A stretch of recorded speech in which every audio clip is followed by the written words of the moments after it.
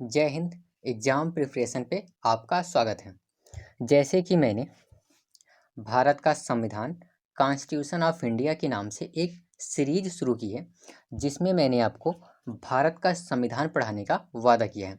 मैंने अभी तक इसमें टोटल 4 क्लासें ले चुका हूँ, जिसमें मैंने आपकी 12 अनुसूचियाँ भाग 1, भाग 2, भाग 3 और भाग 4 को मैंने कंप्लीट किया है और मैं इस समय अब भाग 5 को पढ़ा रहा हूँ, जिसमें मैंने अपने पिछले वीडियो में राष्ट्रपति के बारे में जिक्र किया था और राष्ट्रपति की शक्तियों के बारे में। मैंने अपने पिछले वीडियो में राष्ट्रपति की कुछ शक्तियों के बारे में बताया था और आज उसके आगे राष्ट्रपति की कुछ शक्तियों के बारे में बताऊंगा। तो आइए समय न गवाते हुए शुरुआत करते हैं। अगर अभी तक आपने इस चैनल को सब्सक्राइब नहीं किया है तो इस चैनल को सब्सक्राइब कर लीजिए, ताकि मैं जो भी वीडियो डालूं उसका नोटिफिकेशन आप तक पहुंच जाए और आप अपनी तैयारी को और बेहतर बना सकते हैं। तो आइए शुरुआत करते हैं। जैसे कि मैंने अपने पिछले वीडियो में आपको राष्ट्रपति की विधायी शक्तियाँ पढ़ा रहा था, जिसमें मैंने आपको राष्ट्रपति की वीटो शक्ति के बारे में जिक्र किया। जो टोटल 4 प्रकार की वीटो पावर होती है। कौन कौन? एक है हमारी पहली है अत्यंतिक वीटो, दूसरी है निलंबनकारी वीटो और तीसरी है पॉकेट वीटो और चौथी है विशेषित वीटो। आपकी जो ये ऊपर की 3 वीटो हैं, अत्यंतिक वीटो और निलंबनकारी और पॉकेट वीटो, ये तीनों भारत में पाई जाती हैं, जबकि जो विशेषित वीटो है ये भारत में ना मिलके बल्कि अमेरिका में पाया जाता है।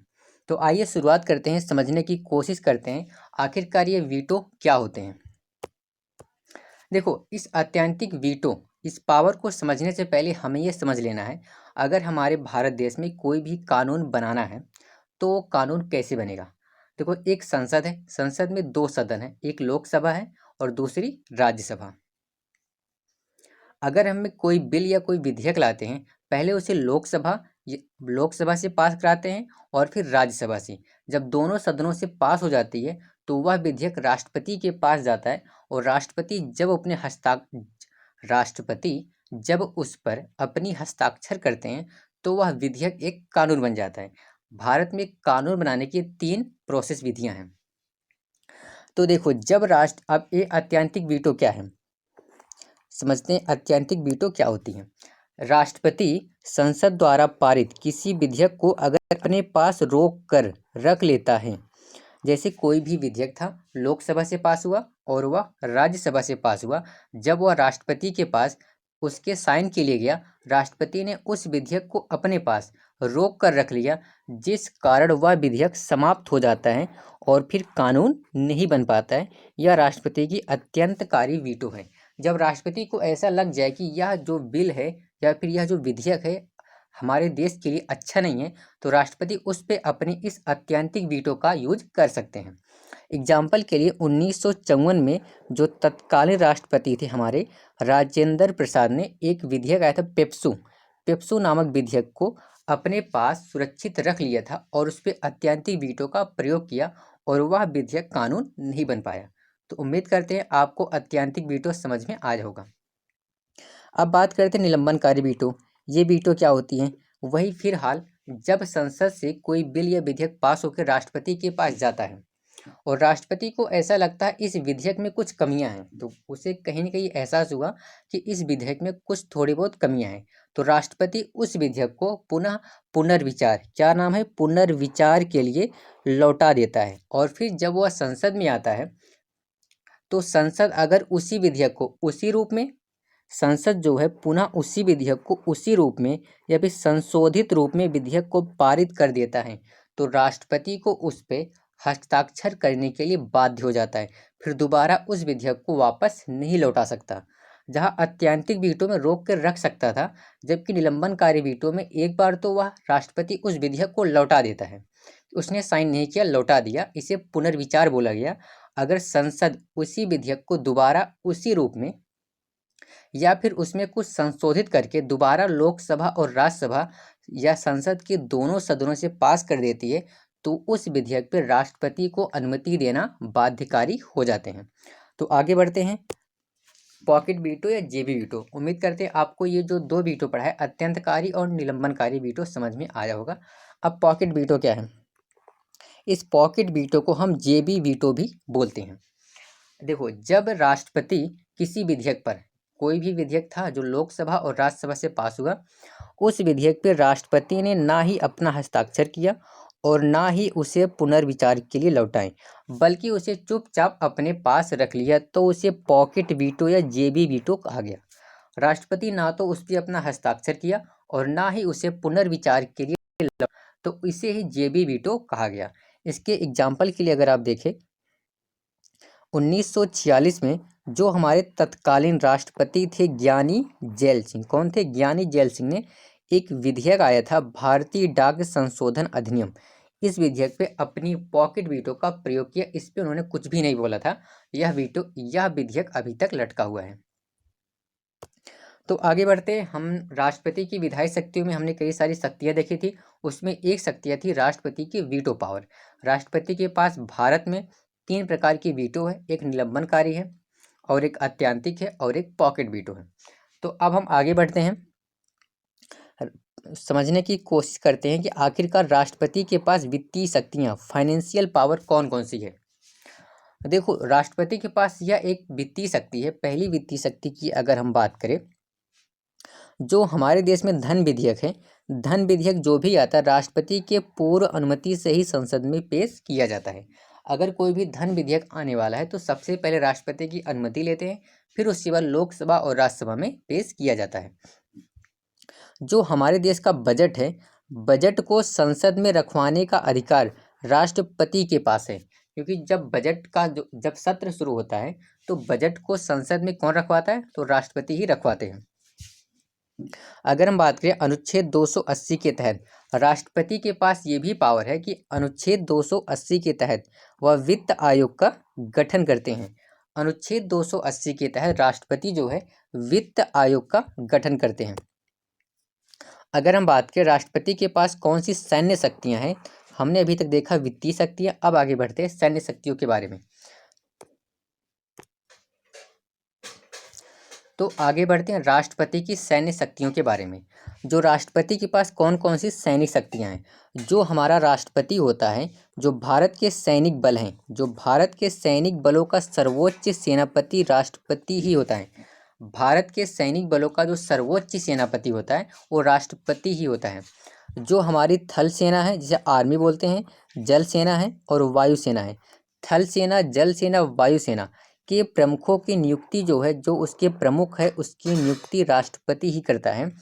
अगर हमारा किसी देश से युद्ध हो गया या फिर युद्ध की समाप्ति, युद्ध हो जाए या फिर युद्ध की समाप्ति की घोषणा वो राष्ट्रपति ही करता है। राष्ट्रपति के पास ये सारी सैन्य शक्तियाँ होती हैं।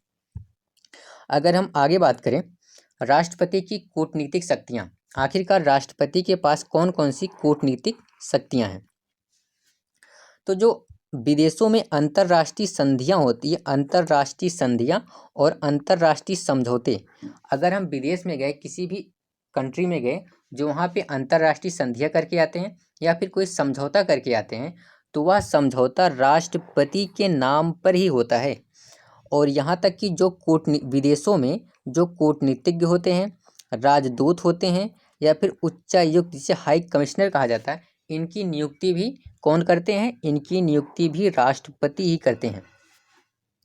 अगर हम बात करें अंतर्राष्ट्रीय मंच, जो विदेशों में एक अंतर्राष्ट्रीय मंच प्रदान किया जाता है, उस अंतर्राष्ट्रीय मंचों पे भारत का प्रतिनिधित्व जो है राष्ट्रपति ही करते हैं।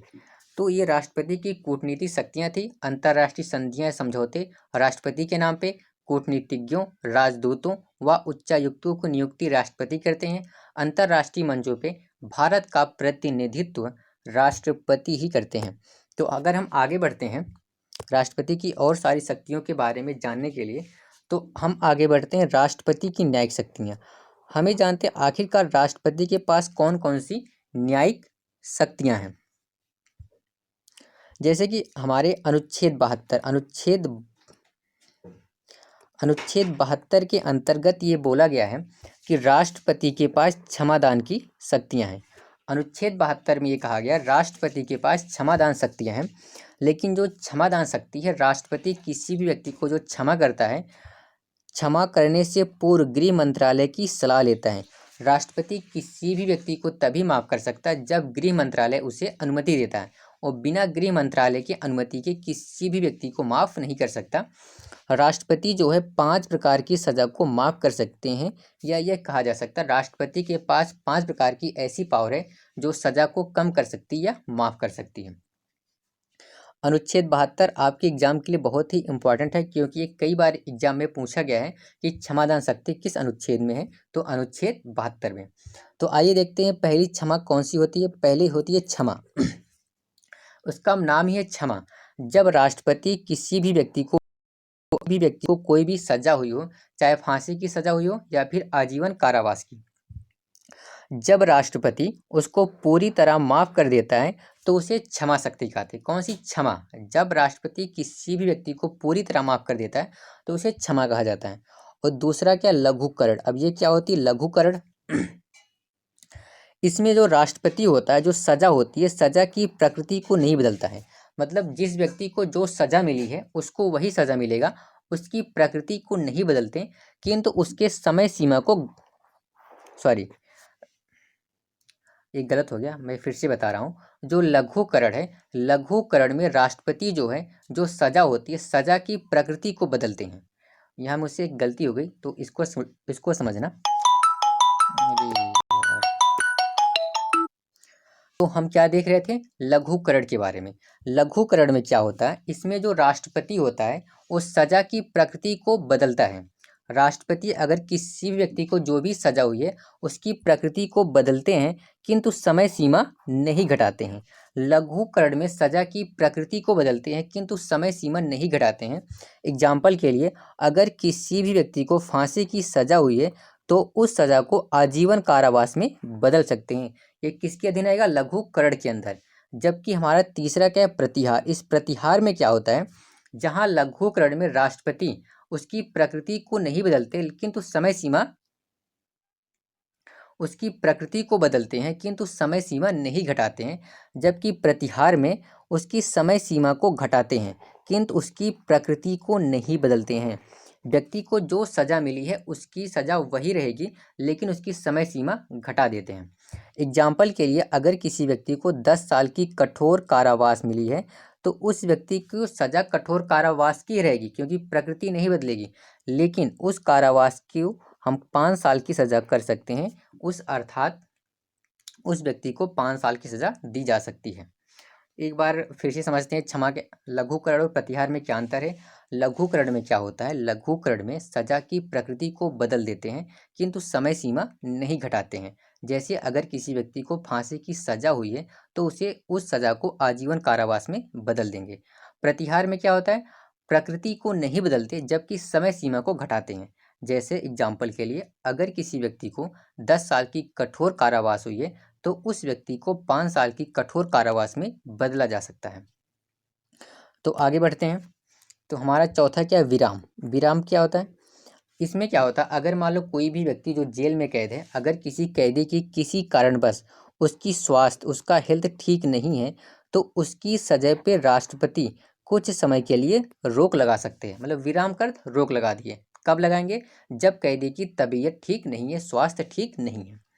और प्रतिलंबन में क्या होता है? प्रतिलंबन, जब राष्ट्रपति अगर किसी भी कैदी को, अगर उसको फांसी की सजा हुई है, जब राष्ट्रपति फांसी की सजा को कुछ समय के लिए रोक लगा देता है तो उसे क्या बोलते हैं? उसे प्रतिलंबन बोलते हैं। प्रतिलंबन क्या है? जब राष्ट्रपति अगर किसी व्यक्ति को फांसी की सजा हुई है उसको कुछ समय के लिए रोक लगा दे तो उसे प्रतिलंबन कहते हैं।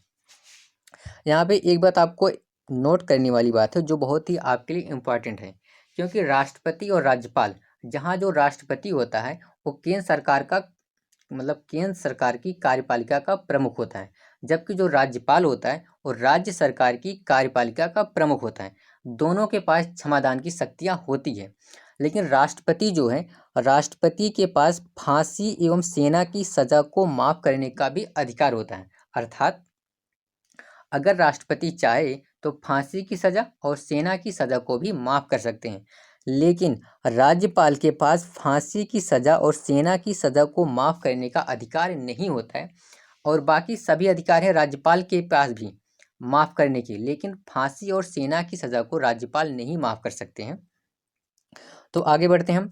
अब बात करते हैं राष्ट्रपति की आपातकालीन शक्तियों के बारे में। आखिरकार कौन कौन सी शक्तियां हैं राष्ट्रपति की आपातकालीन शक्तियां?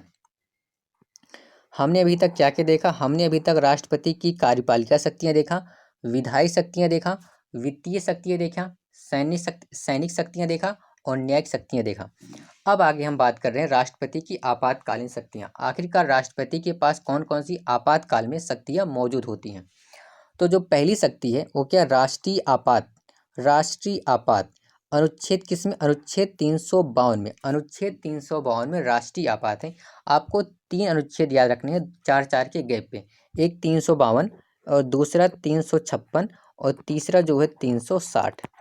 352, 456, 460। जहाँ आपके 52 में राष्ट्रीय आपात है, वहीं 56 में राष्ट्रपति शासन है, वहीं 60 में वित्तीय आपात है। एक बार फिर से 352, 456, 460। 52 में राष्ट्रीय आपात, 56 में राष्ट्रपति शासन और 60 में वित्तीय आपात है। अब बात करते हैं आखिरकार राष्ट्रीय आपात कब लगता है किसी भी देश में या हमारे देश में राष्ट्रीय आपात किन कारणों से और किस वजह से लगाया जाता है? अगर हमारे देश में किसी भी विदेशी आक्रमण हो गया, किसी देश ने हम पे आक्रमण कर दिया हो या हमारे ही देश में कहीं पर सशस्त्र विद्रोह, क्या वो सशस्त्र विद्रोह हो गया हो, तो मंत्रिमंडल के सिफारिश पे, राष्ट्रपति नहीं, राष्ट्रपति जो मंत्रिमंडल के सिफारिश पे राष्ट्रीय आपात की घोषणा करता है। राष्ट्रीय आपात जो है 2 स्थितियों में या 2 परिस्थितियों में लगाया जा सकता है, जब विदेशी आक्रमण हुआ हो या हमारे ही घर के भीतर या हमारे ही देश के भीतर सशस्त्र विद्रोह हो गया हो। और जब राष्ट्रीय आपात लगता है, जब राष्ट्रीय आपात के समय हमारे पास जो मूल अधिकार थे अनुच्छेद 12 से लेकर 35 तक, उन मूल अधिकार में अनुच्छेद 20 और 21 को छोड़ के सभी मूल अधिकारों को अगर राष्ट्रपति चाहें या सरकार चाहें तो कुछ समय के लिए स्थगित किया जा सकता है। सिर्फ अनुच्छेद 20 और 21 को, ये क्वेश्चन एग्जाम में कई बार पूछा है कि राष्ट्रीय आपात के समय कौन से अनुच्छेद को स्थगित नहीं किया जा सकता, तो अनुच्छेद 20 और 21 को स्थगित नहीं किया जा सकता, बल्कि और सभी अनुच्छेदों को स्थगित किया जा सकता है। अगर हम बात करें अब तक हमारे देश में कितनी बार राष्ट्रीय आपात लग चुका है, अब तक हमारे देश में 3 बार राष्ट्रीय आपात लग चुका है। और वो कब कब है? जो पहला राष्ट्रीय आपात लगा था 1962 के समय, क्योंकि 1962 के समय भारत और चीन के बीच युद्ध हो गया था, तो उस समय राष्ट्रीय आपात लगा था। और एक दूसरा लगा था 1971 के समय, क्योंकि जो पहले पूर्वी पाकिस्तान था 1971 में वो पूर्वी पाकिस्तान बांग्लादेश बना और बांग्लादेश के संकट के समय हमारे देश में राष्ट्रीय आपात लगा था। और तीसरी बार लगा था 1975 में। 1975 में हमारे ही देश में आंतरिक अशांति के चलते राष्ट्रीय आपात की घोषणा की गई थी। तो उम्मीद करते हैं आपको ये राष्ट्रीय आपात में जो राष्ट्रीय आपात अनुच्छेद 352 समझ में आया होगा, कब लगता है, किन कारणों से लगता है। तो आगे बढ़ते हैं। राष्ट्रपति शासन या राजकीय आपात। अब ये क्या चीज़ है कि राष्ट्रपति शासन या राजकीय आपात, इसी को राष्ट्रपति शासन बोलते हैं या फिर राजकीय आपात। यह किस अनुच्छेद में? अनुच्छेद 356 में। जहां अनुच्छेद 352 में राष्ट्रीय आपात था, वहीं 356 में राष्ट्रपति शासन है। यह कब लगता है? राष्ट्रपति शासन तब लाया जाता है जब राज्य का संवैधानिक ढांचा विफल हो जाए। अर्थात इसका मतलब क्या है? जब उस राज्य का शासन संविधान के अनुसार नहीं चल रहा हो, तो यह माना जाता है उस राज्य का संवैधानिक ढांचा विफल हो गया है। तब राज्यपाल राष्ट्रपति से उस राज्य पे, तब जो राज्यपाल है, तब राज्यपाल राष्ट्रपति से उस राज्य पे राष्ट्रपति शासन लगाने को कहता है। अगर सामान्य भाषा में समझाएं, अगर हर राज्य में एक राज्य सरकार होती है, अगर वहाँ की जो राज्य सरकार है, वहाँ की सरकार किसी तरह भंग हो जाती है या किसी कारणवश वहाँ का संवैधानिक ढांचा विफल हो जाता है जिस अनुसार सरकारें चलनी चाहिए, तब वहाँ पे राज्यपाल जो है राष्ट्रपति से आग्रह करता है कि इस राज्य में राष्ट्रीय शासन लगना चाहिए, और राष्ट्रपति जो होता है वहाँ पे राष्ट्रपति शासन लगा देता है। और जब उस राज्य में राष्ट्रपति शासन लग जाएगा तो वहाँ की सारी शक्तियाँ सीधे उस राज्य सरकार से हटके केंद्र सरकार के हाथों में चली जाती है। उम्मीद करते हैं आपको राष्ट्रीय शासन भी समझ में आया होगा। और तीसरा क्या है, वित्तीय आपात। अब ये क्या है, वित्तीय आपात कब लगता है? अनुच्छेद 360 में क्या है, वित्तीय आपात। आपसे ये तीनों अनुच्छेद कई बार पूछे गए हैं, 352, 456, 460। जहाँ आपके 52 में क्या है, राष्ट्रीय आपात, और 56 में राष्ट्रपति शासन, और 60 में वित्तीय आपात। आखिरकार वित्तीय आपात कब लाया जाता है? वित्तीय आपात तब लाया जाता है जब देश की वित्तीय स्थिति काफ़ी खराब हो, जब हमारे देश की आर्थिक स्थिति काफ़ी ज़्यादा दयनीय हो, तब यह वित्तीय आपात लाया जाता है। लेकिन अभी तक हमारे देश में एक भी बार वित्तीय आपात नहीं लगा है। ये जो वित्तीय आपात है, अमेरिका के संविधान से लिया गया है। कहाँ से लिया गया है? अमेरिका के संविधान से। तो उम्मीद करते हैं आपको राष्ट्रपति की सारी शक्तियाँ समझ में आई होंगी। तो हम आगे बढ़ते हैं। हम यहाँ बात करते हैं राष्ट्रपति से संबंधित कुछ महत्वपूर्ण बिंदु, जो आपके एग्जाम की कई बार क्वेश्चन बने हैं यहाँ से। तो आइए समझने की कोशिश करते हैं। जो भारत के पहले राष्ट्रपति थे, डॉक्टर राजेंद्र प्रसाद। डॉक्टर राजेंद्र प्रसाद सबसे लंबे समय तक राष्ट्रपति बने रहे, और वह पहले ऐसे राष्ट्रपति थे जिन्होंने 2 बार कार्यकाल संभाला, अर्थात वो 2 बार लगातार राष्ट्रपति नियुक्त हुए थे। और जो दूसरे राष्ट्रपति थे हमारे, डॉक्टर सर्वपल्ली राधाकृष्णन।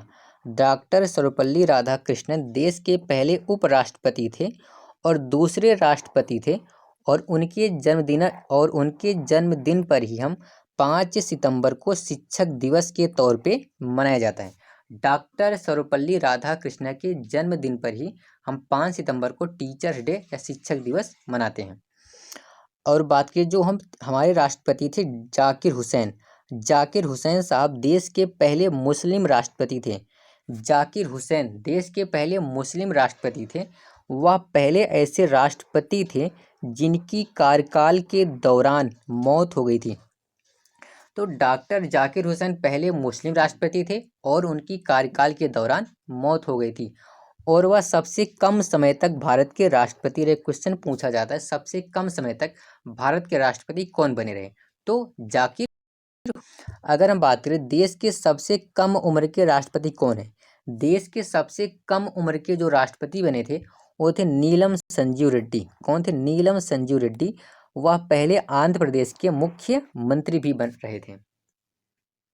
अगर हम बात करें जो डॉक्टर APJ अब्दुल कलाम साहब हैं, ये कलाम साहब देश के पहले वैज्ञानिक राष्ट्रपति थे। देश के पहले वैज्ञानिक राष्ट्रपति कलाम साहब। उनको पीपल्स प्रेसिडेंट, क्या उनको पीपल्स प्रेसिडेंट कहा जाता था? 1997। कब? 1997 को कलाम साहब को भारत रत्न से सम्मानित किया गया। अगर हम बात करें जो प्रतिभा पाटिल थी, प्रतिभा पाटिल देश की पहली महिला राष्ट्रपति थी। अगर सवाल ये पूछे देश की पहली महिला राष्ट्रपति कौन है? प्रतिभा पाटिल। अगर हम बात करें वर्तमान में जो द्रौपदी मुर्मू है, कौन है? जो द्रौपदी मुर्मू देश की पहली अनुसूचित जनजाति महिला राष्ट्रपति हैं, जिन्हें हम ST बोलते हैं। तो देश की पहली अनुसूचित जनजाति महिला राष्ट्रपति कौन है? द्रौपदी मुर्मू। तो उम्मीद करते हैं आपको यहाँ तक समझ में आया होगा। मेरी पिछली क्लास और इस क्लास को लेकर मैंने राष्ट्रपति को कंप्लीट कवर करा दिया है। राष्ट्रपति का अनुच्छेद कहाँ से कहाँ तक है, राष्ट्रपति के पास कौन कौन सी शक्तियाँ हैं। अगर आपको ये वीडियो पसंद आया हो तो चैनल को लाइक, शेयर और सब्सक्राइब ज़रूर कीजिएगा। तो हम अगले वीडियो में उपराष्ट्रपति के साथ मिलेंगे। जो हमारा नेक्स्ट वीडियो आएगा उसमें हम कंप्लीट उपराष्ट्रपति को समाप्त करने की कोशिश करेंगे और उसे बहुत ही सरल भाषा में समझाने की कोशिश करेंगे। अगर हम बात करें हमने कल और आज में क्या क्या कवर किया। हमने कल अनुच्छेद 52 से शुरुआत की थी राष्ट्रपति के बारे में। हमने आपको एक ट्रिक बताया था, पकानी कोका दुयो दशम। अगर आपको ये ट्रिक याद हो जाए तो आप इस ट्रिक के माध्यम से कई सारे अनुच्छेदों को आसानी से याद कर सकते हो और आप एग्जाम में कई सारे क्वेश्चन को सॉल्व कर सकते हो। और फिर मैंने राष्ट्रपति की शक्तियों के बारे में जिक्र किया, राष्ट्रपति के पास कौन कौन सी शक्तियां हैं। तो हम अपने वीडियो को यहीं पे समाप्त करते हैं। जय हिंद।